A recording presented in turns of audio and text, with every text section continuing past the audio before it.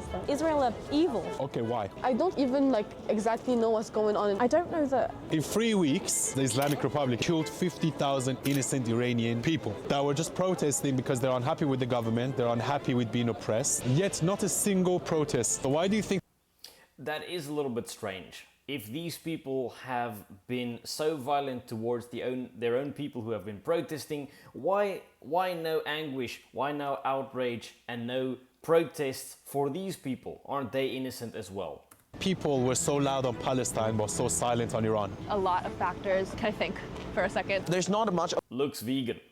of a coherent vision as to what they want in Iran. First of all, the internet blackout. But they have seen it now. They have. The Now internet they has been have. open. I actually think that the Iranian government is funding many of the protests Yeah, on Palestine. I agree. This guy seems to be the only guy who has some difference of opinion. Not saying his opinion is right, but his opinion is quite different from the majority. I think that many of them are ill-educated on it. People see the overthrowing of Khamenei's taking Israel, US, UK side, which people don't like because they like to be very anti-Western. So why do you think people in the West want to be anti-Western? It's because the popular ideas at this moment, and to fit into social circles, you need to join the rhetoric, and you need to agree with the rhetoric that is spewed by the West, which is against the Western cultures that have been colonialist in the past, and against all these things that the West stand for and the good things that the West stand for, some of the bad things that they did in the past and blown out of proportion, and you have to agree with these things nowadays to be accepted within a safe, within the, let's say popular ideas view. And that's why most people are accepting that, because they want to fit in. They don't want to be ostracized or excluded from the conversation by having a difference of opinion than the popular opinion. Islamic Republic, they're the biggest instability in the world. I do disagree fundamentally about.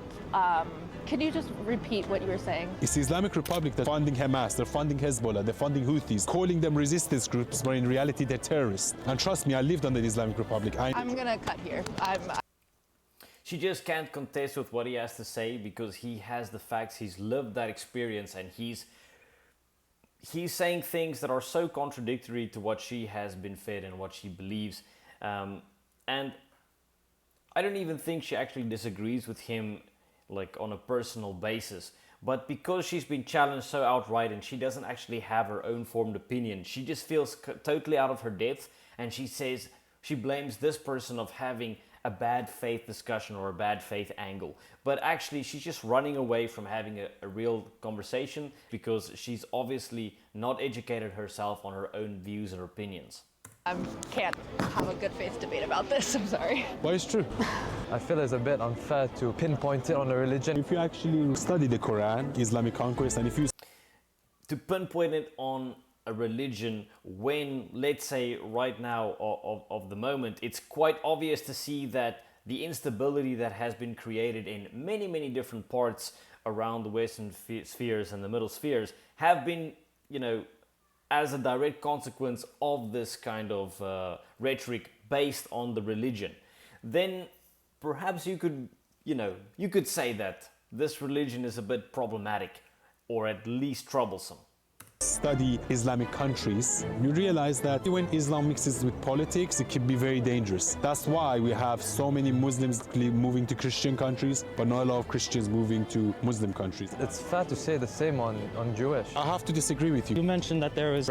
Yeah, I mean that's the Jewish is definitely not the same in that case. But when he makes the points about the Islamic things, if you are a practicing if you practice Islam at its core, then it's kind of difficult not to be that extreme about it. It has an extremist view in terms of the outcomes, what it deems for its people and for everyone. Radicalism in the West. How do we root out the radicalism? Tens of millions of people moving from Middle East to Europe and America, which naturally just changes the demographic. And obviously, in between those people, you're going to have a lot. But why are those people being allowed to move to the Europe from the Middle East? And why are they allowed, and why are their cultures and traditions being protected when those cultures and traditions, perhaps not those traditions in every way. But when those people are the ones that are trespassing the major crimes in these European countries that they're going to, it doesn't make sense that they're a protected group in those countries and that their religion is respected to such an extent. Why is that happening? I think that he makes a good point that the increase of the huge influx in that case is radicalizing those people. But why are they allowed to go in the first place? So, свіжо. It's awful. It now seems to drive everything. The communists stand over there, which is basically telling us that this country is awful, capitalism is awful, and we should essentially destroy all of that for the sake of... This guy also has a differing opinion, and he seems to be against socialism, communism, and he seems to sympathize with the capitalist stances. And that's nice to see that a young fellow like this, with the pressures where he comes from in the social circles, still has his own opinion. You know what? Yeah, I think it's always the unholy marriage of Marxism and Islamism. It's one of those insane combos. When the Islamic Republic actually came to power, the socialists who actually ended up being kidnapped and killed. Killed, yeah.